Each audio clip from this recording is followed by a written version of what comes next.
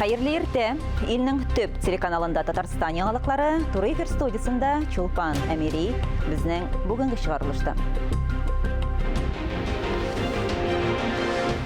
Yoqtaşları yardımında Buada Rossiya sport maysteri Sobirjan Nafiqov istaligine şangı yarışları uzdu. İlk ulan proyektlar amalda Tubankam rayonunun Barok avulunda ko'p funksiyali uzak açıldı.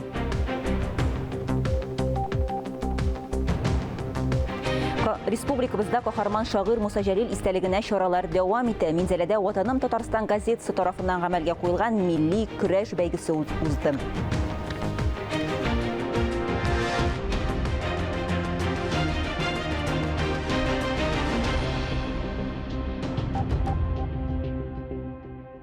Шығарылышыбызны рәсми хабардардан башлайбыз.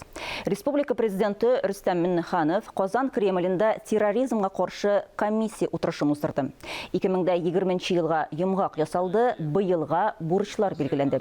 Терроризмга каршы туру өлкәсендә уңай тенденция күзәтелә, әмма социаль челтәрләрдә тыелган идеология һәм экстремизм таралу сәбәпле хәл катлаулы булып кала.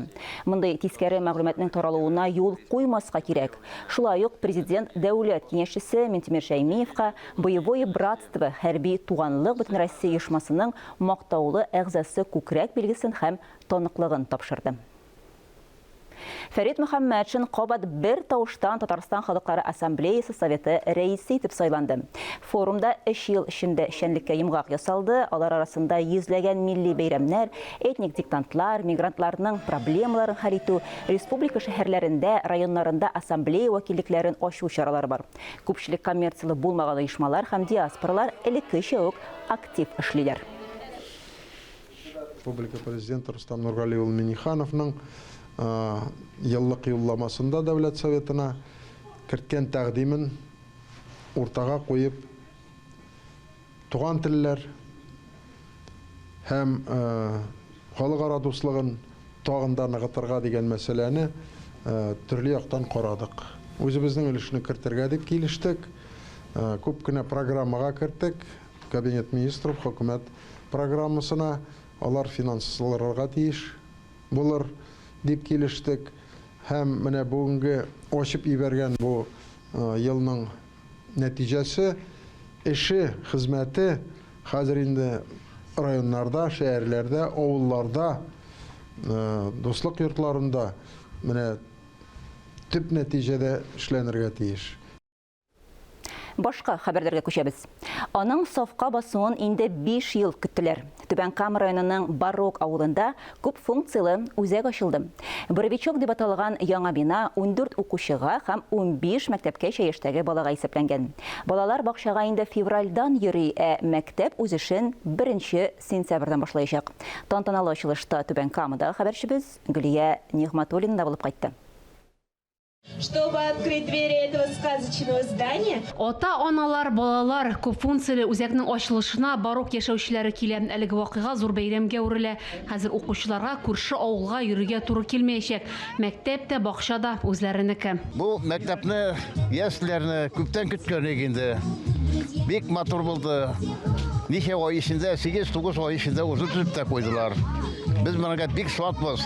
Хәзер балалар рәхәтләнеп йөрәчәкләр, бурга йөрәчәкләр монда. Балалар белән шөгыльләнү өчен иркен, ачык бүлмәләр, махсус җиһазландырылган төркемнәр. Әлеге бакчага 3 яшьтән 7 яшькә кадәрле сабыйлар йөрәчәк. Исемлек тиз тула. Бер үк бинада мәктәптә урнашкан. Уку елын 2нче елдан башларга планлаштыралар. Бергәләп, монда эшләү, хезмәт иткән кешеләр белән бергә тату яшәп, бу эшне алга барырга. Авыл халкының күп санлы мөрәҗәгатеннән соң үзәк төзелешенә республика бюджетыннан 47 миллион сумнан артык акча бүлеп бирелгән. Яңа бинада мәктәп һәм балалар бакчасыннан тыш универсаль спорт залы, китапханә дә бар.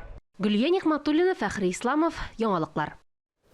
Республикабыз музейларында туган телләр һәм халыклар бердәмлеге елына багышлап төрле чаралар дәвам итә. Шундыйларның берсе башкалабызның Габдулла Тукай әдәби музеенда үтүче йылдызлы экскурсия проекты. Әлеге проект 2015 елдан бирле гамәлдә. Бу проект кысаларында безнең күренекле замандашларыбыз төрле һөнәр ияләре үзләрен экскурсовод ролендә сынап карый. Бу елы музейга килүчеләргә экскурсияны тарих фәннәре докторы 20 гасыр башы татар көндәлек тормышы буенча белгеч Лилия Габдрафикова брифинг үткәрде. Ул татар телендә узды.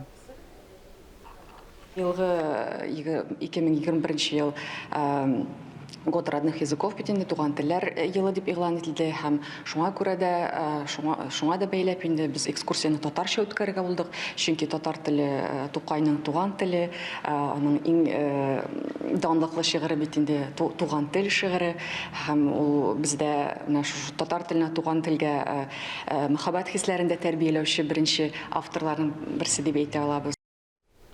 Габдулла Тукай исемендәге Татар дәүләт филармониясе залында бийек җырчыбызның туган көне уңаеннан Илһам Шакиров исемендәге республика премиясын тапшыру тантанасы узды. Тантанадан хәбәрчебез язмасы.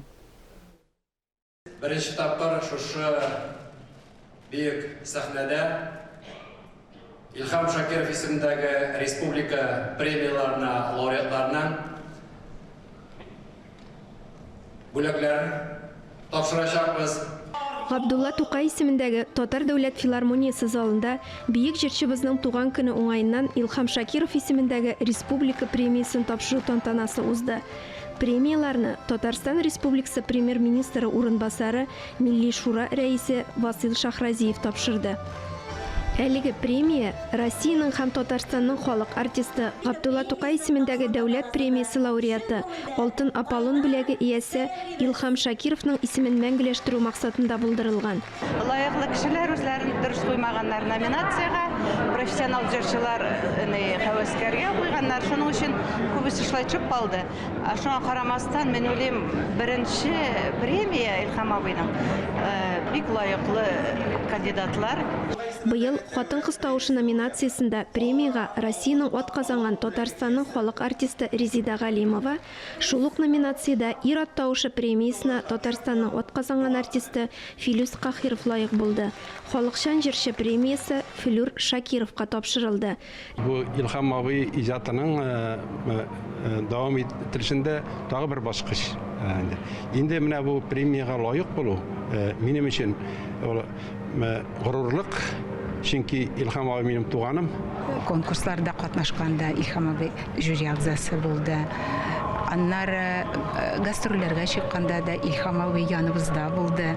Аннары Илһам абыйның менә үзенең ничек чыгыш ясауларын карап торырга да бик сыкланып карап тора иде. Премия 2 елга бер мәртәбә биреләчәк. Ләлә Зайнуллина, Илдар Галәутдинов, Татарстан яңалыклары. Буада Сабирҗан Нәфиқов истәлегенә багышланган традицион чаңгы ярышлары булып узды. Чара быелда Буа якташлыгы җәмгыяте ярдәме белән үткәрелде. Катнашучылар географиясе елдан-ел киңәя. Быел Казан, Яшел-Үзән, Чүпрәле, Чистай районнарыннан 100дән артык профессиональ чаңгычы катнашты. Тулырак алдагы язмада. Чаңгы сөючеләрне салкын һава торышы да куркытмаган. Наратлык урманына алар күпләп җыелды. Стартка беренче булып 12 яшькә кадәрге малайлар һәм кызлар чыкты. Алар өчен дистанция 1 километрдан артык иде. Бу дистанциядә пьедесталның беренче баскычында Чүпрәле районы яшь спортчылары урын алды. Занимаюсь лыжами.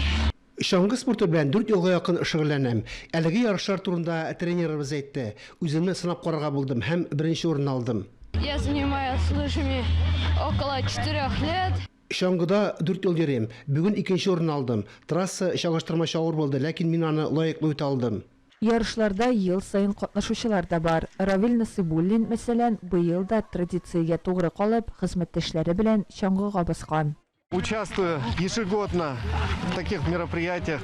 Мондый спорт чараларында ел сайын катнашырга тырышам. Бүген һава торышы да әйбәт, кәеф тә шәп. Якташыбыз истәлегенә багышланган бу чараның һәр елны оештырылуы сөендерә. Тумышы белән Адав Толымбайдан булган Сабирҗан Нәфиқов истәлегенә багышланган традицион чаңгы ярышлары быел инде 10нчы тапкыр үткәрелде. Сабирҗан абый үзенең гомерендә бик якты эз калдырды. Бик күп спортсменнар әзерләде.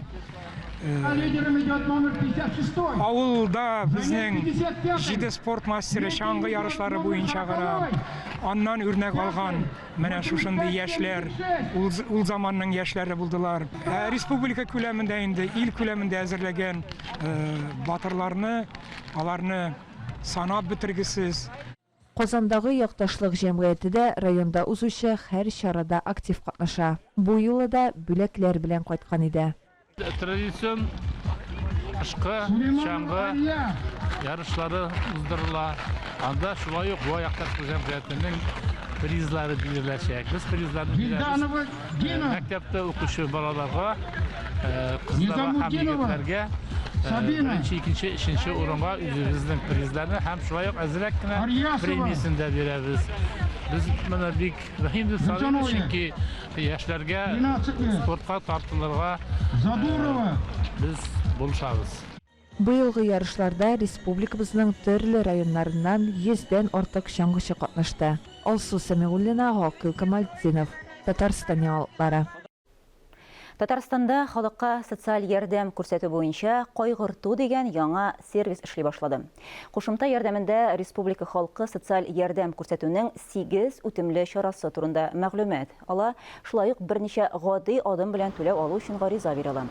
Бу елның ахырына кадәр яңа кайгырту сервисында социаль ярдәм чараларының саны 8дән 15кә кадәр артыр дип көтелә.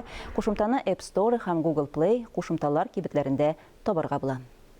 Иң кулайы пластик савытлар, җим өчен яхшысы көнбагыш һәм тары ярмасы. Мамадышның яшь урманчылары канатлы дуслары хакында кайгырта. Районның Улыяз авылы лицейында укучылар 100гә якын җимлек ясаган. Аларның тырыш хезмәтләре турында алдагы репортажда. Фарил Рахимҗанов җимлекләр ясаганда нәрсәләргә аеруча игътибар бирергә кирәклеген аңлата. Кышлар аның эшенә иркен кирип һәм чыгып йөрергә тиеш. Ризыкны мулдан салып булсын, агачка бер көтү җаланмасын да нык итеп эшләү зарур. Әле бу таләпләрдән тыш укучылар җимлекләрнең матурлыгына да игътибар итә. Савытларның тышы кыш рәсемнәре белән бизәлә.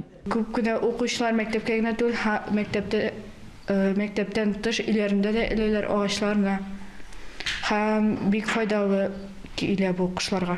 Улыяз лицейның биология фән укытучысы, яшь урманчылар түгәрәге җитәкчесе Фарил Рахимҗанов сүзләренчә, кышын кышларга салкыннар түгел, ачлык куркыныч тудыра. Шуны истә тотып, һәр елны балалар белән җимлекләр әзерлиләр. Быел гына да аларның саны 100гә якын булган. Ризык салынучы савытларның күпчелеге пластик материаллардан эшләнә. Төрле зурлыктагы шешәләр, канистрлар яшь урманчылар кулы аша узып, канатлы дусларыбызның аш бүлмәсенә үрелгән. Араларында фанера яки тактадан ясалган да бар. Безнең кышларны ашату түгел, шул вакытта без чишмә яннарын, елга буйларын чистартабыз. Шул вакытта бар бит азелин дибез, яшелләндерү, клуб яннарына быел утырттык, гектарларын мин әйтеп тормыйм, полонкатымы, чишмә яннарында, юл кырыйларында безнең хезмәт күренә. Әлеге түгәрәкнең төп составын 6-нчы, 8-нче һәм 10-нчы сыйныф укучылары тәшкил итә. Дәресләр лицей каршында эшләүче мәктәп урманчылыгы кысаларында оештырыла. Һәм бу түгәрәкнең оештыру максаты безнең иң беренче балаларда табигатька карата мәхәббәт уяту, аларга шул ук вакытта табигатьне саклау һәм бала белән табигать арасын бәйләү максатыннан төзелгән түгәрәк иде. Укучылар әйтүенчә, кышлар бигрәк тә көнбагыш һәм тары ярмасын үз итә. Шулай ук Карабыдай, Ипи алчыкларында канатлы дуслар бик яратып ашый. Җимлекләрнең бер өлешен белем йорты нәшәсендәге агачларга элсәләр, күпчелеге урман буйларында урын ала. Шулпан Амири, Илнур Юнусов, Алмаз Камалиев, Татарстан яңалыклары, Мамадыш районы. Республикабызда татар шагыйре Советлар Союзы герое Муса Җәлилнең тууына 115 ел тулу уңаеннан чаралар дәвам итә. Алар 50дән артык булыр дип көтелә. Шулай ук планлаштырылган чараларның кайберләре Татарстаннан тыш чит төбәкләрдә дә үтә. Мәгълүм булганча, Минзәлә районында зурлап инде 58нче тапкыр Муса Җәлил истәлегенә багышлап, Отаным Татарстан газетасы тарафыннан гамәлгә куелган милли көрәш бәйгесе узды. Әлеге көрәш бәйрәменең иң күңелле мизгилләре турында хәбәрчебез Фәннур Хәсәнов әзерләгән махсус репортажда. Минзәлә шәһәре Муса Җәлил исеме белән тыгыз бәйләнгән. Шәһәрдә шагыйрь хөрмәтенә аталган парк һәм урам бар. Педагогия көллияте дә аның исемен йөртә. Көллияттә ачылган музей да аңа багышланган. Шуңа күрә дә Муса Җәлил истәлегенә оештырылган милли көрәш бәйгесен Минзәләдә уздыру бик урынлы. Biraz гына тарихка күз салсак, беренче турнирда Сарман көрәшчеләре җиңеп чыккан. Аннан соң күчмә кубок Буага киткән, соңрак Чистайга барып җиткән. Әлегә кадәр рекорд исә Балтачта. Алар бу бәйгедә иң күп җиңү яулый алды. Айрым исемнәргә килгәндә Шаллы батыры Айрат Гыйлаев барысын да уздыра. Ул бу бәйгенең иң күп тапкырлар җиңгән батыры булып санала. Инде вафат булган Ильяс Галимов бәйге тарихына 9 мәртәбә уңышка ирешкән батыр булып кереп калды. Быелгы бәйгедә данлыклы көрәшченең истәлегенә махсус бүләк тә булдырылган. Ул көрәштә иң матур алым күрсәткән батырга биреләчәк. Менә кичә ачылыш тантанасы да булды. Бик күп былтырга караганда 100гә якын көрәшче артык килгән иде бу ярышларга. Һәм әйтергә кирәк, командалар саны дагы күбрәк булды, 50гә якын булды инде. Сынап торып, менә шушындый игътибар булу, менә тагын да менә төбәк битенче читтәрәк шикелле булса да, ул бик күп командалар артыграк та килделәр. Яшьләр алалар көрәшергә тиеш. Без әйбәт кенә матур итеп судья буларак яхшы гына результатларны дөрес итеп чыгарырга. Шуның белән бөтенесен әйбәт кенә үткәреп алырга. Әлеге турнир соңгы елларда Казаннан читтә уздырыла башлады. Бу да ярышның төп үзенчәлекләреннән берсенә әверелде. Чөнки көрәш бәйгесе спорт чарасы гына түгел, бу татар көрәшен сөючеләрнең очрашу урыны булып та санала. Герой шагыйрь Муса Җәлил истәлегенә Ватаным Татарстан газетасы гамәлгә куйган милли көрәш бәйгесенең быел Минзәләдә узуы очраклы түгел. Минзәлә шәһәре Муса Җәлил белән бик тыгыз бәйле. Әйтеп үтү урынлы булыр. Курсант шагыйрь Муса Җәлил Минзәләдә озак яшәмәсә дә, бик бай, бик нәтиҗәле, тулы канлы тормыш белән яшәгән.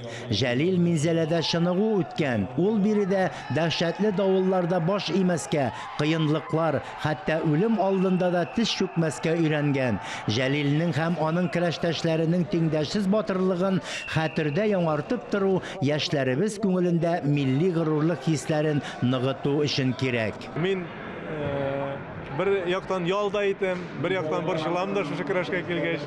Шуңа күрә нидер рәхәтлек талам, шушы егетләрне шушы келәм кырыенда йөреп азарт талам. Тормышта һәр көрәшче бер-берсе белән яхшы танышлар. Алар инде келәмдә дә бик күп тапкырлар очрашкан, көч сынашкан егетләр, матур дустана булып яшиләр. Ләкин көрәш мәйданында һәрберсе җиңү өчен көрәште, очрашулар киеренке барды. Һәр үлчәмдәге көрәшчеләр дә батыр, бердән-бер булырга омтылдылар. Аңлашылмаучылык, киеренкелек туган сайын хөкемдарлар һәр алымны видеоязмалар аша тикшереп, ялгышлык хата җибәрмичә, дөреслекне өскә чыгарып, һәр көрәшчегә бәя бирделәр. Җиңү җиңел генә бирелми шул. Кай вакытларда медицина хезмәткәрләренең дә ярдәме кирәк булды. Алар һәрчак уяу. Җанатарлар эчендә әлеге бәйгедә каннарны сыйыклатырлык мизгелләр күп булды. Мәйдан ду килде. Һәрберсе үзе яраткан көрәшченең җиңүен теләде, көч биреп торды. Ләкин көтмәгәндә кемдер ялгышлык җибәрә, ә көндәше шуны гына көтеп торгандай алымын төгәлләп тә куя. Ярышта шатлыклы мизгелләр дә күп булды. Һәр җиңүчене дуслары, төркемдәшләре күккә чийде. Ачылышлар бик матур оештырылган, бик матур. Даже үзебезнең район ярышларына алып кайта торган идеялар бар. Әле ягадан ябылуны карарбыз, аңсытаган ничек булар. Күрә аннан менә театрларга кирдек инде монда килгән ки бик матур шадым. Бурын-бурыннан көрәшкәннәр бит инде. Менә минем абыйда көрәше шуннан омтылып, мин дә көрәшкә тартылдым инде. Көрәшкә генә килгәнем 130дан югарыга. Беренче кругта Фәргать Файзуллиннан төшеп калдым. Авыра круглек. Бик әйбәт инде. Күптән көткән җиңү дигән шикелле драмадан соң кире кайтып җиңү киләдек.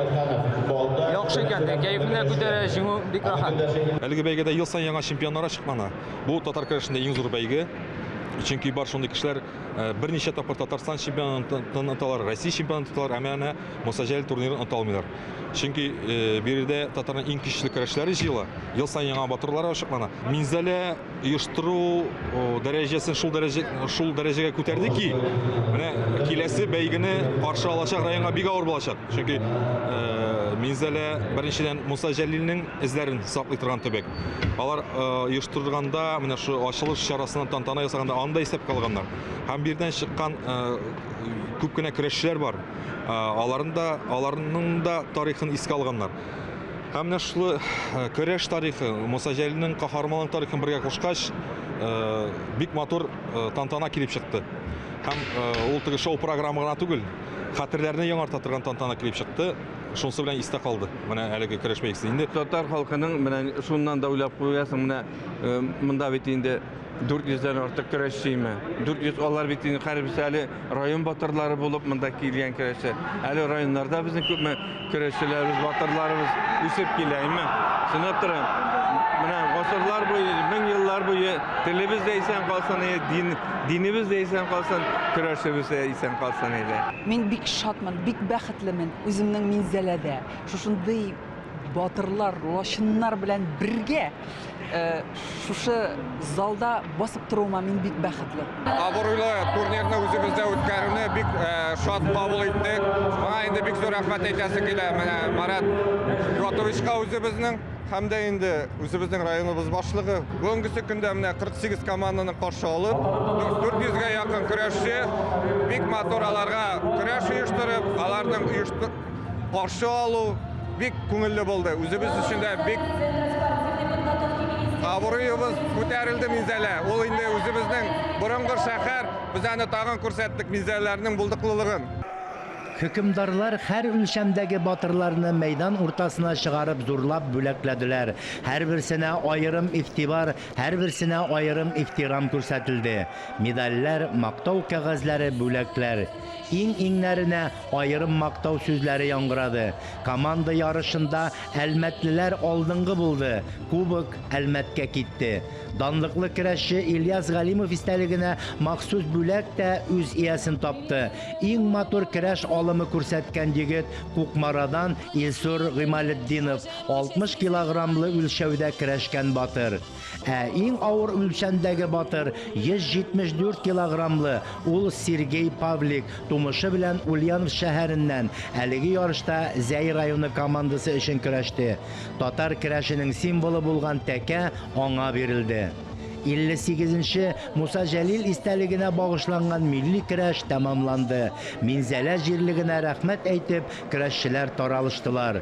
Шын мәгънәсендә келәмдәге батырлык Муса Җәлил батырлыгына тиң булды. Фәннур Хәсәнов, Сергей Павлухин, Татарстан яңалыклары. Әлеге сәгатькә шундый яңалыклар иде. Ә мин, Чулпан Әмери, бүгенгә сезнең белән саубуллашам. Сау сәламәт булыгыз. Иртәгә шул ук вакытта, иртәнге сәгать 9-да очрашабыз.